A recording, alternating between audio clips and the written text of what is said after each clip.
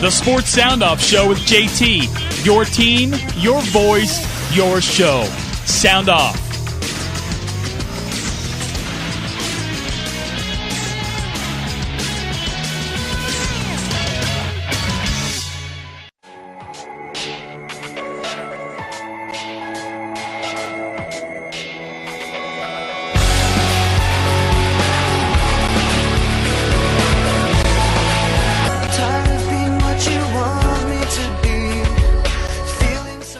Back inside the Sports Sound Off Show here on ESPN 730, ESPN730.com. It is a Daytona 500 Sunday as the NASCAR world takes the spotlight. We'll go to the Sound Off hotline and welcome in senior writer for ESPN, the magazine, Ryan McGee. Ryan, good morning, and thanks for joining us here on the Sports Sound Off Show. You ready for racing? I am ready for actual racing. This is my 20th Daytona 500, and we're always down here for like a week or more, and I cannot remember a weirder, like just kind of Twilight Zone week that we've had. We have literally talked about and written about everything except for the actual race. So I'm ready to get on with it, and we will here about 1:15. All right, I hate to be the guy who's going to disappoint you right out of the gates here on a Sunday morning, but you mentioned the things that are going on off the racetrack, and I want to get a few minutes with you on that just from the start, just because it deserves the attention. First off, with Kyle Busch not racing after the injury, have you heard how Kyle's doing?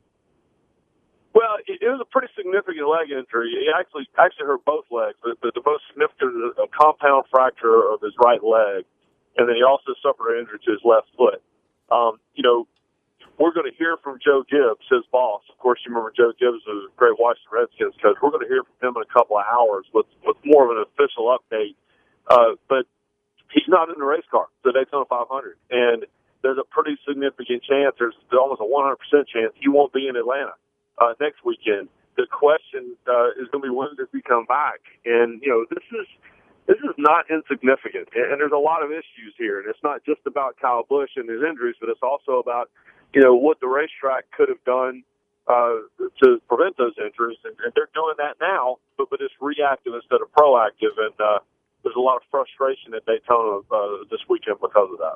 Yeah, why are we talking about a barrier not being covered up, or there's no safety there? I mean, this is 2015. We've had a number of stories, unfortunately, with drivers getting hurt in crashes. How has Daytona 500 dropped the ball in this situation?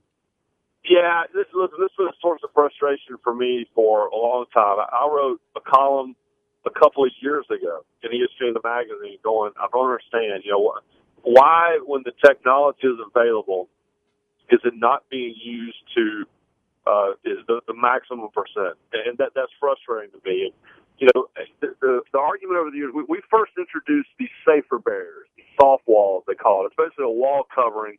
It's metal and it's foam, but it's padding. And what happens is when a race car hits that wall, it sucks the energy away from the race car. And when you take that energy away from the race car, it isn't inside the race car anymore, and it isn't injuring the driver, which is what happens.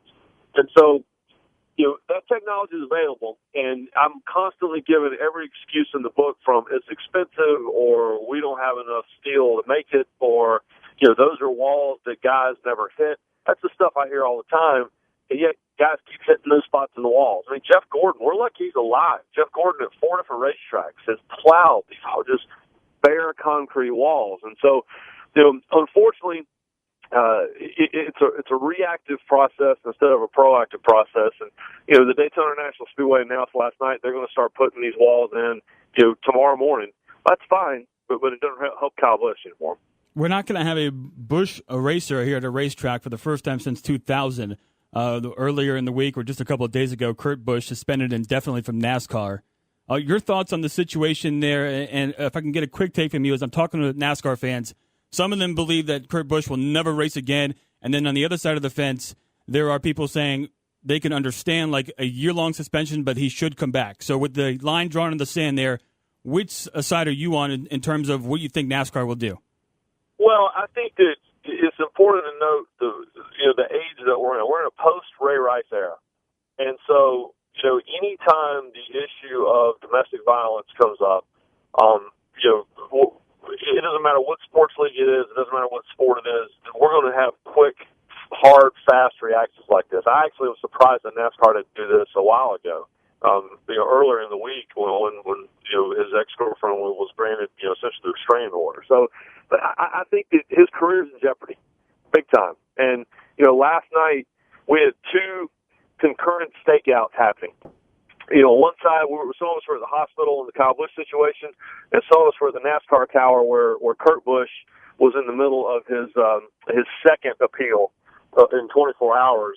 That was, both were rejected. So I think his career's in serious trouble, and I think that, Rusty Hartman, his attorney, you remember that name attached to guys like Lance Armstrong and Adrian Peterson, Roger Clemens, and Rusty Hartman immediately last night was like, listen, we're going to take every legal avenue we can. And what that tells you is that they're going to start lawsuits and courts and all these things to try to get Kurt Busch reinstated. And what that tells me is that he might not be coming back, because NASCAR typically, you get into those legal fights with NASCAR, no one ever wins.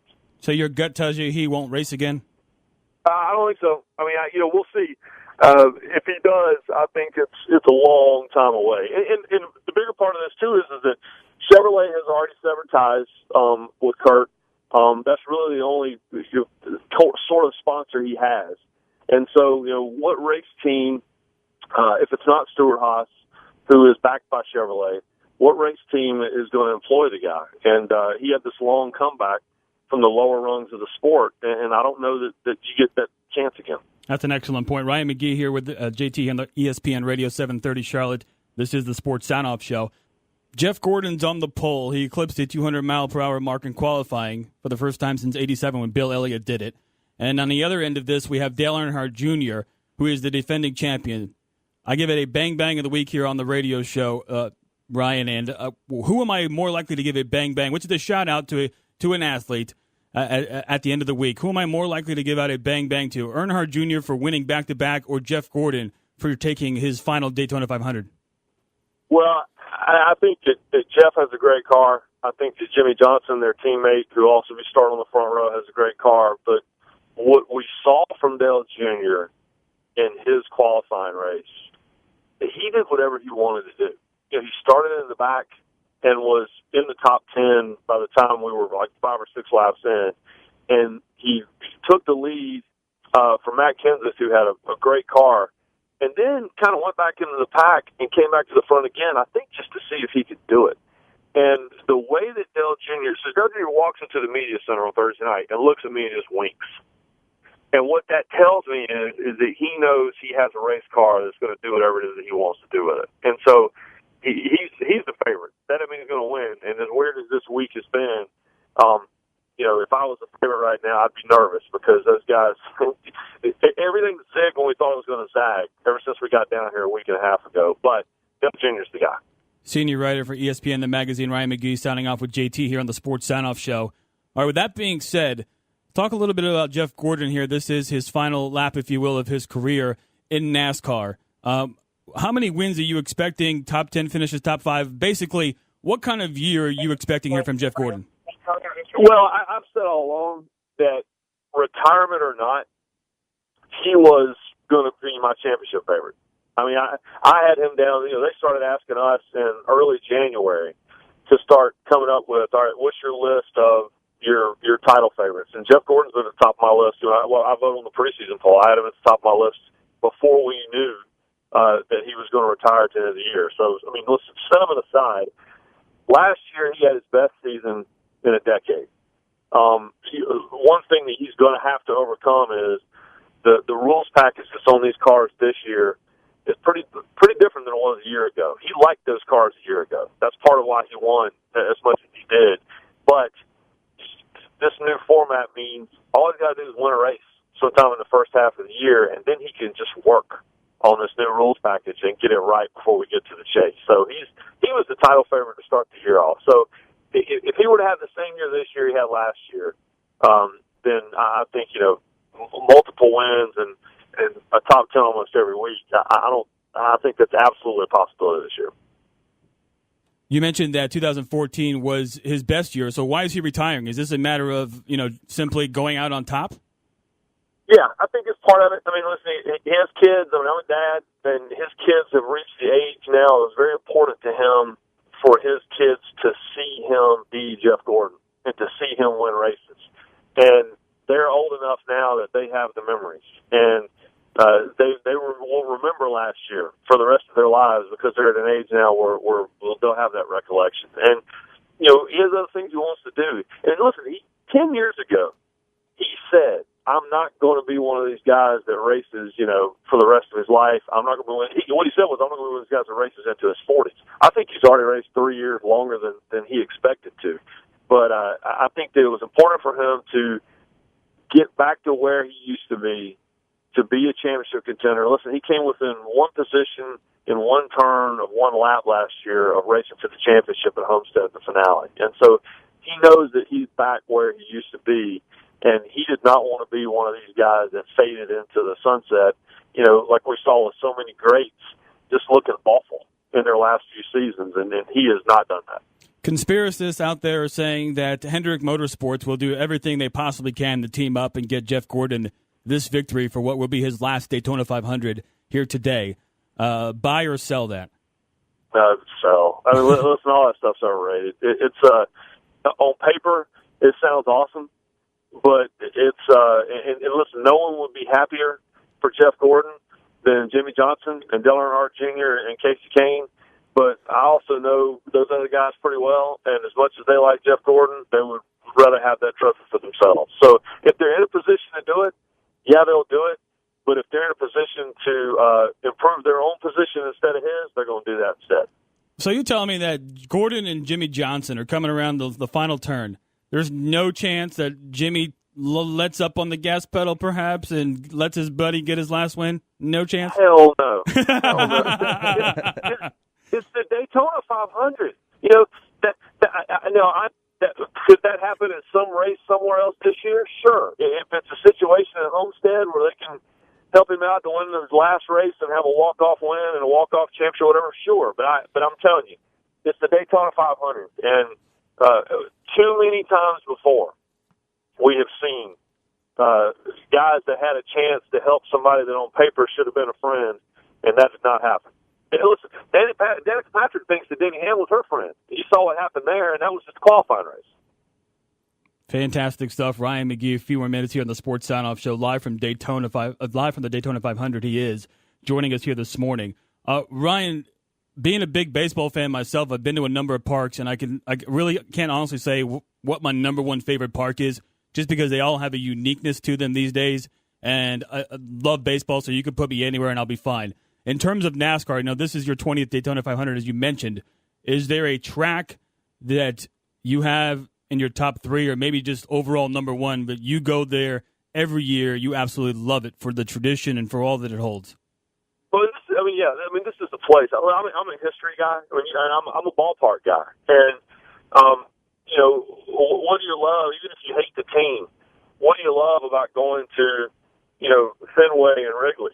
It's the old Yankee Stadium or Dodger Stadium. It's the history of it. And the atmosphere is part of it, and the team part of it, but in the end, it's what's happened there before. And you can feel it in the old parks, the ones that are still at their core what they used to be.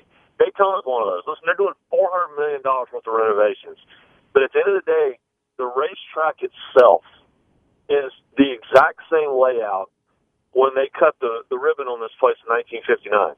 And Lee Petty won the race. And this is the track where Richard Petty won 7 times. And this is the track where Dale Earnhardt had his win in 98. And, the fight in the infield. I mean, you can list them all day long. And it's just, you feel it when I'm literally driving into the tunnel right now. And you feel it when you come in the building. And it's the best. Darlington down the road from us is like that. Charlotte has a lot of history. I love the Bristol Motor Speedway. I love Indianapolis. But Daytona's Daytona, man. And the great thing is, all you need to know is anywhere in the world, you just say Daytona. You go to Japan tomorrow, they just say Daytona. Everybody knows what you're talking about, and that's the sign of a great place. All right, and finally, the winner of the 2015 Daytona 500 will be? Dale Jr. I mean, I hate to just go just easy, but it's just it's his race to lose. Again, he was doing things with his race car that the only other person I saw anywhere close to him was his teammate Jimmy Johnson the other night.